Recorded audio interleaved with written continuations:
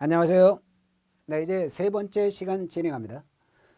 이번 시간에는요, 아까 얘기한 2021년 1월 1일부터 시행된 수사권 조정에 관한 개정 형사소송법의 주요 내용을 보도록 합니다.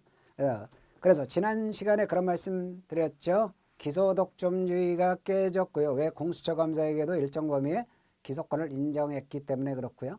그 다음에 검사와 사경관의 관계를 옛날에는 지휘 감독 관계에서 협력 관계로 대폭 획기적으로 개정했다는 겁니다. 그러면 이런 거예요. 아까 말씀드린 사경관에게 1차적 수사권과 수사 종결권을 인정했다는 게 이게 뭐냐면요. 구체적으로 설명을 드리면 이렇습니다. 자, 요 수사 절차에서 수사를 할 때요. 옛날에는 어떻게 됐어요? 검사와 사경관이 모두 수사권을 행사할 수 있도록 했어요. 그러니까 모든 수사에 대해서 검사는 어때요? 1차적으로 수사할 수 있었어요. 1차적으로. 사경관도 물론 1차적으로 수사할 수 있었던 거고요. 그러나 이거를 1차적 수사권을 누구에게? 사경관에게 준 거예요. 옛날에는 검사와 사경관이 다 수사할 수 있었어요. 모든 사건을. 그런데 검사는 단지 뭐예요?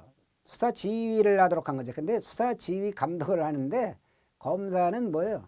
사경관에 대해서 모든 수사에 대해서 수사 지휘 감독을 하고 독자적으로 다 모든 수사를 할 수 있었잖아요. 그러니까 수사권이 굉장히 막강했던 거죠. 검사의 수사권이. 그런데 이제는 1차적 수사권을 누구에게 인정하느냐? 사경관에게 인정하는 거예요. 사법경찰관에게. 사경관은 경위부터 어때요? 총 경무관까지. 경위, 경감, 경정, 총경, 경무관까지를 사경관이라고 그래요. 이분들에게 1차적 수사권을 인정한 거예요. 그런데 1차적 수사 종결권까지 누구에게 인정한 거예요? 사경관에게 인정했다고요. 그러면 검사에게는 뭐예요?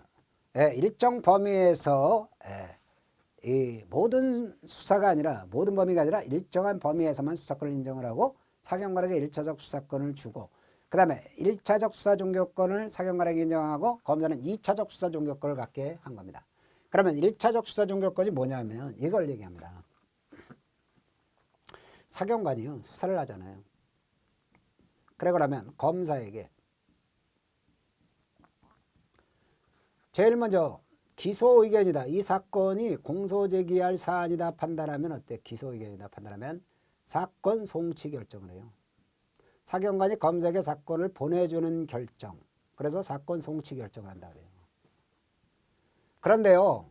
사경관이 수사를 하고 나서 자 기타 의견이다. 불기소 의견이다. 이런 거예요.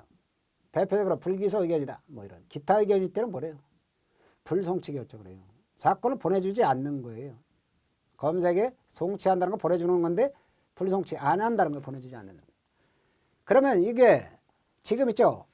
이렇게 사건 송치 불송치를 누가 1차적으로 결정을 해요?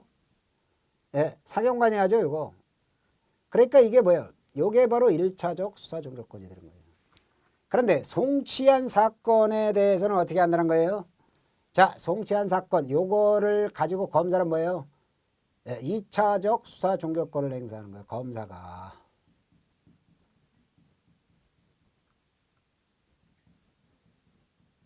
사경관이 송치한 사건에 대해서 송치해준 사건에 대해서 검사는요.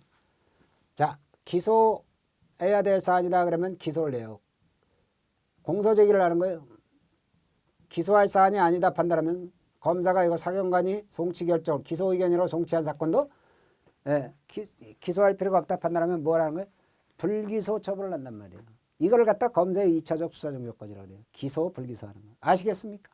네. 그래서 여러분은 이렇게 1차적 수사 종결권은 사경관이 검사에게 뭐 한다는 거예요? 수사하고 나서 송치 결정, 불송치 결정하는 거. 2차적 수사 종결권은 사경관이 송치 결정을 해서 송치한 사건에 대해서 기소, 불기소, 처분을 하는 거 검사가. 이거를 2차적 수사 종결권이라고 한다. 네, 그렇게 알아두시기 바랍니다. 네, 그러면 보세요. 이제 여기에 대해서 구체적으로 이제 내용을 살펴보도록 하죠.